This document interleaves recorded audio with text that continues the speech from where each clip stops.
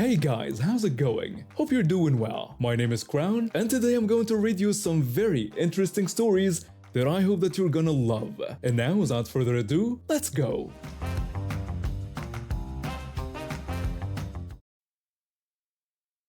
Life hadn't been particularly kind to me in the early 2000s. Every night I'd empty my pockets into this massive water jug I had. It became something of a ritual, counting the day's coins, watching the jug slowly fill up. It was oddly satisfying, like building a safety net, one nickel at a time. I kept meticulous records of how much I put in, tracking it in a little notebook. After about 18 months, that jug was about 60% full, and by my calculations, I had over $1,000 in there. Times were getting tough again. The temporary work agency hadn't called in weeks, and my rent was coming due. I knew it was time to cash in my emergency fund. The jug must have weighed around 45 pounds. I nearly threw out my bag getting it into my car. I'd learned my lesson about coin rolls the hard way a few years back. Spent hours rolling coins, only to have the bank unwrap every single one. This time I brought them loose. I knew they had a coin counting machine. I seen them use it last time. It was sitting right there in a small room off to the side, practically mocking me as I waited in line with my heavy jug. When it was finally my turn, I lugged the jug to the counter. The teller looked at me like I was bringing in a dead body. When I requested to cash in the coins, she immediately told me about their 10% fee for counting coins. I pointed out the coin counting machine, arguing that it would do all the work automatically. She simply repeated that it was their policy and that they charged everyone the same rate. When I pressed about this being a basic service they should provide to customers, she mentioned they could count up to $50 worth for free. Well, if that's how they wanted to play it, I agreed to the $50 limit, then knelt down and scooped up 2 handfuls of coins, dumping them on her counter. She had to count every single coin by hand. It came to $22 and change. I pocketed the money, picked up my jug, and went right to the back of the line. When it was my turn again, I came back with another 2 handfuls. The teller's face went from annoyed to outright hostile. She tried to tell me I couldn't keep doing this, but I reminded her I was following their policy of $50 or less with no fee. By now, other customers were watching, some trying not to laugh. When she mentioned other people waiting, I cheerfully responded that I was happy to let them go ahead while I got back in line, as I had all day. After my 3rd trip up to the counter, a supervisor appeared. When she asked if there was a problem, I explained that I was simply following their policy of cashing in under $50 worth of coins at a time to avoid the fee. The supervisor looked at the jug, then at the growing line, then at her increasingly angry teller. Finally, she gave in and told them to take it to the machine. I couldn't resist one last jab, offering to continue doing it $50 at a time if they preferred. The teller and another employee helped me carry the jug to the coin counter. Before they started pouring, I made sure to warn them that I had kept exact records and knew almost to the penny how much should be there. The machine whirred to life, coins cascading through it like a metallic waterfall. 10 minutes later, the final count came up, $1,247.83, almost exactly what I had recorded, minus a few Canadian coins that had slipped in. The teller silently processed my deposit, avoiding eye contact the entire time. When I was leaving, I heard the supervisor talking about reviewing their coin policy. I never did save coins after that, but I also never forgot the satisfaction of watching that teller count piles of coins by hand 3 times before they finally gave in. Years later, I found out they completely changed their policy. Now they don't accept loose coins at all. They send everyone to those rip-off machines at the grocery store that take an even bigger cut. But for one glorious day, I made my point about customer service, 1 handful of coins at a time. I'm a software engineer who's been working remotely for the past few years. With all the money I saved from not commuting, I decided to invest in making my house more environmentally friendly. I installed solar panels last summer, and they've been amazing. My electricity bills dropped significantly, and I was feeling good about reducing my carbon footprint. Everything was fine until my next-door neighbor, let's call her Karen, started acting weird about my solar panels. At first, she would just glare at me whenever I was in my front yard. Then she started making passive-aggressive comments about how the panels were an eyesore and ruining the neighborhood's aesthetic. One day, while I was working in my garden, she walked over to my property line. She demanded that my panels needed to come down immediately.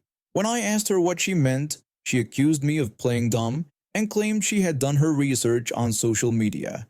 She started ranting about how the panels were actually terrible for the environment. I tried to explain the benefits, but she cut me off. She went on about how they're made in factories that pollute and started spouting nonsense about them killing birds by reflecting sunlight and blinding them. She was convinced I was destroying the ecosystem. I attempted to explain how solar panels actually work and their environmental benefits, but she wouldn't listen. She just kept getting louder and more aggressive. When I told her that the panels were staying up since they were on my property and I had all the proper permits, she threatened that I would regret this decision. A few nights later, my security cameras caught someone climbing onto my roof at 2 a.m. I immediately called the police and watched the live feed as this guy tried to reach my solar panels. The would-be vandal was carrying what looked like a gas can and some matches. Before he could do anything, he lost his footing and slid right off my roof. The fall wasn't too high since I have a single-story house, but he definitely wasn't getting up quickly. The police arrived within minutes. Turns out the guy was Karen's brother and he folded like a cheap lawn chair during questioning. He confessed everything, admitting that Karen had manipulated him into teaching me a lesson by damaging my solar panels. He explained how she had filled his head with conspiracy theories about the panels emitting radiation that was killing her plants and giving her headaches. He revealed that she had promised to pay off his gambling debts if he took care of the problem. During the investigation, the police discovered that Karen had been running a neighborhood harassment campaign against several other homeowners who had installed solar panels or electric vehicle charging stations. She had created multiple social media accounts to spread misinformation and had been sending anonymous threatening letters to people in the area. The district attorney ended up charging her with multiple counts of harassment and attempted property damage. In court, she tried to defend herself by claiming she was just protecting the neighborhood. She even attempted to convince the judge that she had read about the dangers of solar panels on Facebook. The judge wasn't impressed and called her out for her premeditated actions that could have resulted in serious injury or death, and for manipulating her brother into doing her dirty work. She got sentenced to 18 months in prison, 5 years of probation, and was ordered to pay restitution to all the homeowners she had harassed. Her brother got community service and mandatory counseling for his role in the scheme. While she was in prison, 3 more houses on our street installed solar panels. The neighborhood started a green energy initiative, and we even won a community environmental award. Every time I look at my solar panels now, I can't help but smile, knowing they're not just saving me money and helping the environment, they also exposed a neighborhood menace and brought our community closer together. Her brother actually came by to apologize after completing his community service. He admitted that he had never even looked into solar panels himself and had just believed everything Karen told him. He ended up taking some environmental science classes as part of his rehabilitation and now works for a company that installs renewable energy systems. Talk about a plot twist. After 15 years on the police force in a big city, dealing with everything from domestic disputes to armed robberies, I decided to retire early and move to a quieter area. My pension, combined with my savings, allowed me to buy a beautiful townhouse in a historic neighborhood. The brick buildings, wrought iron details, and cobblestone paths were exactly what I was looking for. A complete change from the concrete jungle I'd worked in. My years as a cop taught me the importance of home security. I'd seen too many break-ins and thefts that could have been prevented with simple security measures. So naturally, one of the first things I did after moving in was to order a doorbell camera. That's when I learned about our Homeowners Association board and their newest member, a current police officer who seemed to think she owned the place. The first time I met her was at a board meeting. I went to submit my request for the doorbell camera installation, thinking it would be a simple process. I greeted the board and explained my variance request for installing a doorbell camera. Karen immediately identified me as a new resident from Unit 12 and told me they had recently passed a regulation banning doorbell cameras in the community. I tried explaining that while I understood the need to preserve the historical aesthetic, I wanted to propose mounting it on my storm door rather than the brick. Karen let out an exaggerated sigh while shuffling through some papers, and had the nerve to tell me that, as a fellow officer of the law, she would have expected me to understand the importance of preserving their historical structures. I pointed out that the storm door wasn't even a historical structure, as it was installed in 2019. Another board member jumped in to support Karen, saying they needed to maintain consistent standards. The woman was using her position as both a cop and board member to push her own agenda. What made it worse was seeing several existing doorbell cameras still mounted on other units in the community. When I brought this up, Karen simply stated they were working on getting those removed and that the owners had been notified. I questioned whether this was really about safety or security. Karen's response was to stand up and walk around the table, telling me in the most condescending tone that this was about maintaining the historical integrity of their community. She suggested that if I wanted modern amenities, perhaps I should have chosen a different neighborhood. The condescension in her voice made my blood boil. 20 years of dealing with entitled people had taught me to keep my cool, but this was testing my limits. Over the next few weeks, I noticed something interesting. While Karen was pushing for everyone to remove their cameras, certain units, specifically those belonging to her friends on the board, still had theirs up with no consequences. At the next meeting, I brought up that I had documented 7 units that still had their cameras up, including 3 board members' homes. Karen quickly claimed those units had special exemptions due to unique security concerns.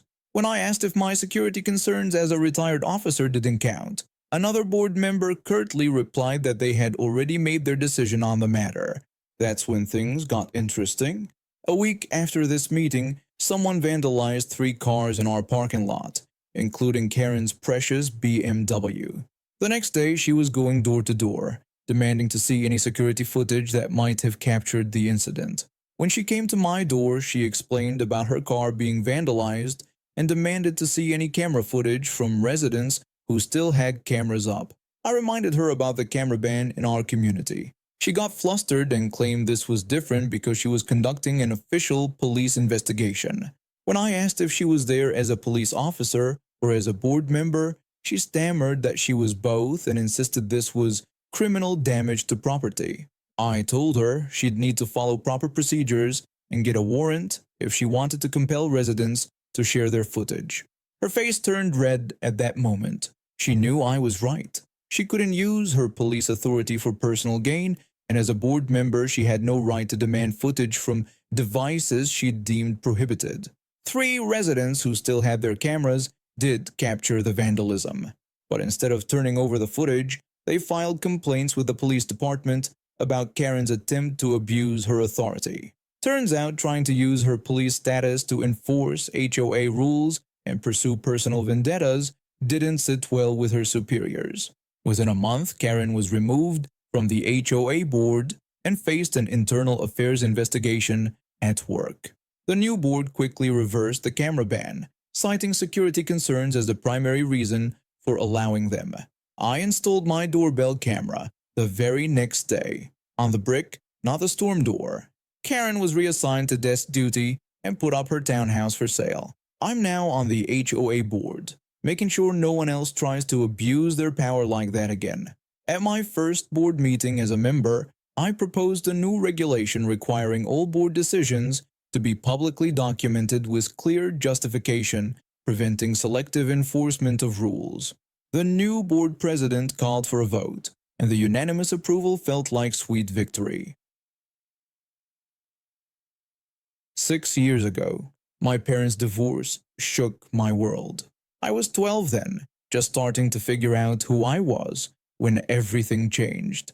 My mom had always been the follow your heart type until she met him. Her new husband was controlling from the start. At first, it was subtle things like suggesting she spend less time on the phone with her friends. Then it escalated to him having problems with her spending time with my dad, even though it was just about co-parenting me. He'd make these passive-aggressive comments about how exes should stay in the past and new families need strong boundaries. The custody battle wasn't really a battle at all. My mom just gave up. She let my dad have full custody, didn't even fight for visitation rights. One day she was there, the next she wasn't. No calls, no texts, no birthday cards, nothing. Just radio silence for 6 years. Dad did his best to fill both roles. He tried to help me with girl stuff, watching YouTube tutorials to learn how to braid hair, which were hilarious disasters at first.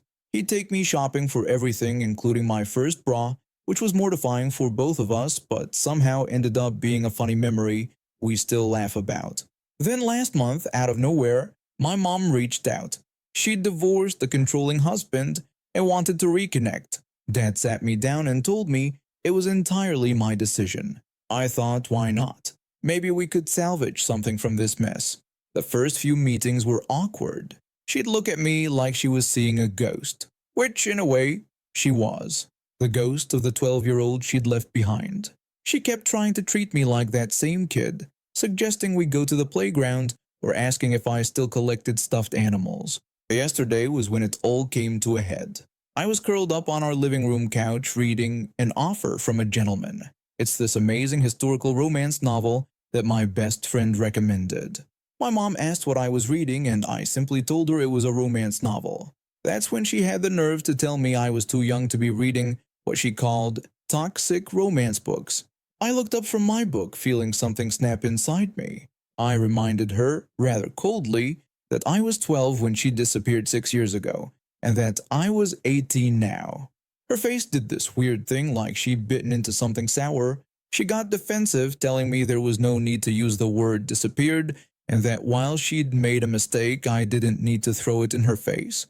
I didn't back down. I asked her which word she'd prefer, abandoned, vanished, or ghost, because that's exactly what she did. She tried to defend herself, saying she was in a difficult situation with her controlling husband. That's when I really let her have it. I told her that I was her 12-year-old child who needed her mother, and she chose a man over me. I pointed out that she didn't even try to fight for visitation. She tried to protest, saying she was trying now, but I cut her off. I told her she wasn't really trying. She was just attempting to pretend those 6 years never happened. I accused her of trying to mother an 18-year-old like she's still 12, because that's easier than facing what she did. She started crying then, those big dramatic tears that used to make me feel guilty when I was little. I stood my ground. I told her that I read whatever books I want and make my own decisions. I then told her that right now, I was deciding that she needed to leave, and she should come back when she's ready to see me as I am, not as the child she left behind. Dad, who'd been quietly doing dishes in the kitchen, stepped into the doorway and backed me up. He suggested it would be a good idea for her to take some time to think about what I was saying. After she left, still crying, Dad came and sat next to me. He asked if I wanted to talk about it. I didn't, but I did want ice cream. So we had ice cream for dinner and watched bad science fiction movies until I felt better. She's texted me since then saying she understands now and wants to start over. Really, start over, with me as I am. I haven't responded yet. Maybe I will, maybe I won't. For the first time in this whole mess, I feel like I'm the one in control of what happens next. And honestly, that feels pretty good. And now we have reached the end of today's stories. Thank you for watching, and see you next time.